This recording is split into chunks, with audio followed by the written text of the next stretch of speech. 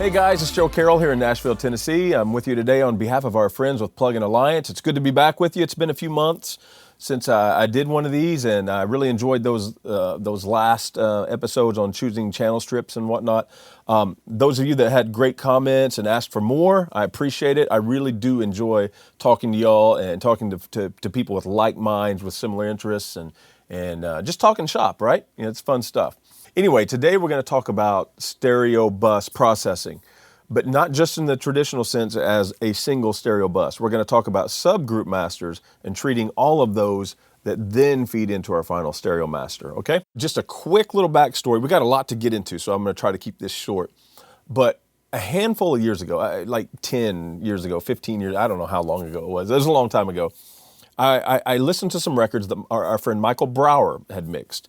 And there was something there in the compression scheme that I was just loving, and I didn't feel like I was getting that in my own work, right? So I was mixing traditional bottom up, which is we have a little stereo bus treatment, right? We're getting a couple dB of compression, you know, a little EQ or whatever. But for the most part, our processing is laid out in front of us, and we're heavily affecting individual channels. Nothing wrong with that. That's great. There is no right or wrong. I'm just going to share my method. The other method, as it's came to be known in recent years, is top-down. That's where you heavily affect the stereo bus. I tried that, never liked it. Again, that's not right or wrong. This is my opinion, is I do not like the sound of stereo bus compression when it's more than just a couple dB. You start getting up into the 4 dB range and above, and what the kick drum and the snare drum and lead vocals are doing to the other elements within the mix, I don't like it. All of a sudden, it sounds smaller to me, less alive, and that's not what I want. I want something to sound big and impressive, and I want it to jump at you. So, you know, studying Michael's method and coming up with my own hybrid, what I found is, you know, he would use subgroups across his console and compress those individually as groups. And therefore, what it did is it tied all these subgroups together. Compression has just a couple dB is all it takes to really make, you know, a vocal group, for example, lead vocal, background vocals, kind of glue together and sound cohesive. And so you can multiply that. You can glue your drums and bass together. You can glue your acoustic guitars or all your guitars together, etc. So, but what I like to do is use a little bit of compression in these last two stages of group masters and stereo bus masters, and that leaves me plenty of room for compression that, you know, with downline, right, with on the individual channel strips. The same with EQ. I can apply some EQ to these subgroups, I can apply some EQ to the stereo master, but leave myself plenty of room downline to where I'm not just stuck with the sound of one EQ that's maybe boosting 6 dB at 12K on the top end. I don't like that sound. Not everything needs that EQ, right? As well as the diversity between SSL channel strips and API channel strips, etc. You can use different modules across different guitars and build this depth and this character that you can't when you heavily EQ just at one stage at the end, okay? So that's my approach. Let's take a look at it on screen here. I should mention that this song is my friend Chase Goring. This is his song Mirror. Chase, thanks so much for allowing us to use this as a demo for my method here. So I'm going to play you just a little bit of the raw song as recorded. Mirror, mirror on the wall, why you gotta hurt them all? You know that they heard it all. Okay, it's great, right? But it needs some work. We need some EQ work, some compression work, etc. All right, so where I start, my top row here is saturators. One thing, you know, that we love about most records from our heroes, right, is that they're mixing through analog desks or analog outboard equipment that have transformers, they have tubes, you know, various things like this that have a positive impact on the sound. What people like our great friends at Plug-in Alliance have done is they've modeled you know, what tubes and transformers do, so we can have that sound in the box. We can have the big console sound in the box. And I use that as my first insert across all my subgroups as well as my stereo master. You'll see here I have the Lindell 80, it's giving me the Neve transformer. And you can just dial in, see the right here, THD, total harmonic distortion. We can drive that to get more and more saturation as or if we want, okay? So that's tool number one. Here across the drum group, I've been using this a lot lately. It's the Neil Big Al. This thing is a monster. It is so much fun. I'm still getting to know it. You know, it's not been out a long time, but I've already fallen in love with it, and it does a great thing. Okay, you'll see across the keyboards here, I'm using the Neve again. On the guitars, I'm using the new Lindell 50, which is the sound of the API transformer instead of the Neve transformer. These circuits have a unique sound, so we can use transformers and tubes to make everything bigger and better. But we can also change between the Neve transformer sound, the API transformer sound, or tubes to differentiate these groups from one another. So we're causing a little separation in our mix, which is a good thing.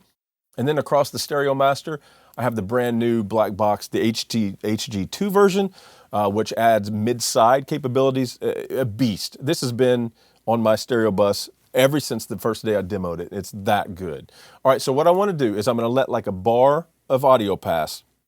Then we're going to engage the processors on the top row, tubes and transformers, and we're going to hear what impact that has on our sound. Just that alone. Okay, here we go. Mirror, mirror on the wall, why you gotta hurt them all? You know that they heard it all. Mirror, mirror on the wall, you know that it's all your fault. You know that you got them all. Oh, yeah, yeah, yeah. Oh, oh, oh, oh, oh, oh. Do you hear the added depth and dimension that we're getting? We're getting muscle and size and girth, not in a way that's making anything muddy, but everything just sounds more good, right? More gooder. I like that term. But also our transients, by the nature of analog saturation, we're getting some form of compression. You know, our dynamic range is being reduced by the nature of what a transformer does in rounding out peaks. So we're getting a little of that, but also you notice it still sounds more alive, even though we're reducing dynamic range. It's got some zing up there as well. Okay, all right. So that's step number one, and step number two, we're going to bring in our stereo bus compressors across the vocals. I have the SPL IRON, guys. This thing is an absolute beast. I wrote a blog for the Plug-in Alliance folks, several months back, that really details this guy. I know it looks daunting. Some of you that may not use it yet because you're a little scared of that many controls or whatever, please take time to read that blog. Take 5 minutes of your time. I think it's really going to lift the fog of what this processor does and how it can impact your mixes in an amazing way. All right, so here we go with drums and bass. I've got the Shadow Hills Mastering Compressor using the VCA section, not the optical section, just the VCA section, much in the way that we would an SSL compressor, for example. You know, it's got a very similar attack and release times. Across our keyboard bus, I have the Lindell 254, just a couple dB and more of compression, but more about the transformer sound. The transformer on the output of these guys was amazing. So I'm getting that sound along with, taking all our individual synths, which on this song is quite a few tracks, and marrying them together, okay? With the guitars, I'm back to the variable mu tube, SPL IRON, monster. And then on my stereo bus, I have the good old Vertigo VSC2. Again, it's a VCA compressor in the mode of the SSL style, and a lot of times I'll also use the Townhouse too if I want just a little more of a character where this is a little more clean. But those are two great processors you can't go wrong with. So let's hear just a couple dB of compression across the subgroups as well as the stereo bus. Let's hear how that affects our sound. I'll let just a little bit pass, then I'll unbypass them, okay? Mirror, mirror on the wall, why you gotta hurt them all? You know that they heard it all. Mirror, mirror on the wall, you know that it's all your fault. You know that you got them all. Oh, yeah, yeah, yeah.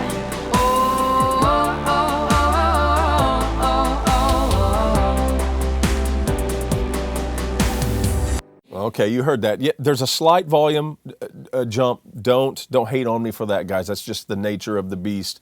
But you're going to hear, for those of you that hear, you can hear past that, you're going to hear the muscle that we're getting. We're going through extra layers of transformers and tubes, and it sounds bigger and better. So our dynamic range, yet again, is coming down. We're trimming a couple dB off of each one of these subgroups, as well as a couple dB off the total. So everything is more contained, sounds more like a record, but it's more than that. It's got more impact than it did, right? All right, so let's listen to that one more time. Everything's in bypass. I'll let a bar or so pass, and I'm gonna give you a demo. Mirror, mirror on the wall, why you gotta hurt them all? You know that they heard it all. Mirror, mirror on the wall, you know that it's all your fault. You know that you got them all.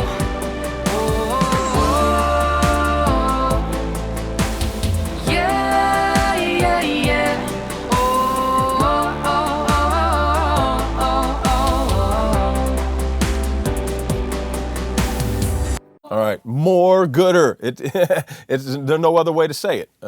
So anyway, just to give you a taste, what I'm going to do is I'm going to bypass all of them, and I'm going to break down just the vocals for a second, okay? This is SPL IRON. If you don't use it regularly, you're totally missing out. It's that great. All right, so here we have just the vocals. I'm going to have it in bypass, then I'm going to let it unbypass so you can hear the effect it's having, okay? Mirror, mirror on the wall, why you gotta hurt them all? You know that they heard it all. Mirror, mirror on the wall, you know that it's all your fault. You know that you got them all. Whoa, yeah, yeah, yeah. Oh, oh, oh, oh, oh, oh, oh. Okay, I love that sound. So again, we're containing our dynamics. You'll see here that I have a pretty fast attack, and I have a reasonably slow release. So it's doing a very smooth but consistent type of compression. But by only doing 2 or 3 dB, I have plenty of room down the line to bring in plugins like the MC77. What I call these character compressors. I get that jumpy, in-your-face character, out of the MC77 down the line. And I'm not using so much compression here that I'm undoing that, I'm not limiting how much compression I can use downstream, right? This is just gluing that vocal group together and containing them within the mix just a little bit, all right? Let's do drums and bass now. So let's hear the Shadow Hills, and this is just tickling the meters. This is probably 1 dB. Ready? Here we go.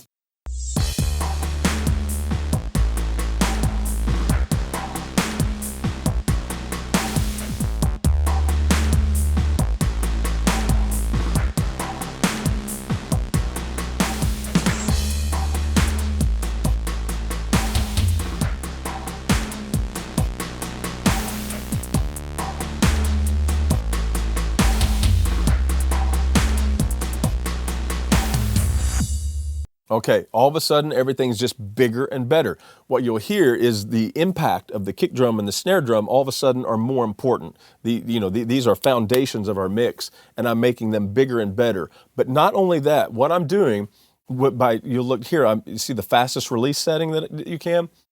When the compressor releases right after that initial attack of the snare drum, the compressor is releasing, and all of a sudden that 1 dB of compression is being released, which means all the sustain that happens between those impacts is louder. It's being brought up a dB. And so our drum group not only sounds more important, it sounds bigger and thicker and heavier handed, in a great way. So let's listen to that one more time on the drum bus.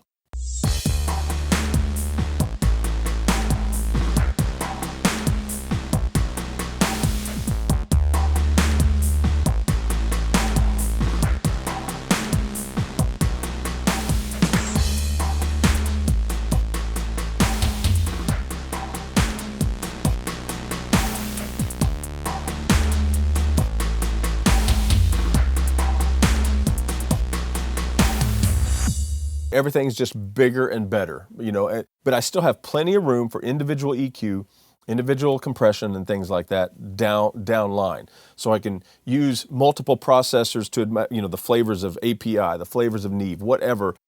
All these, flavors exist in the Plugin Alliance family. And I want to take advantage of that. So I don't want any of this to be too heavy-handed. Just icing on the cake kind of stuff. For our third row here, you'll see what we do. We start bringing in EQ treatment. But for the sake of time, what I'm going to do is I'm going to take a pause right here.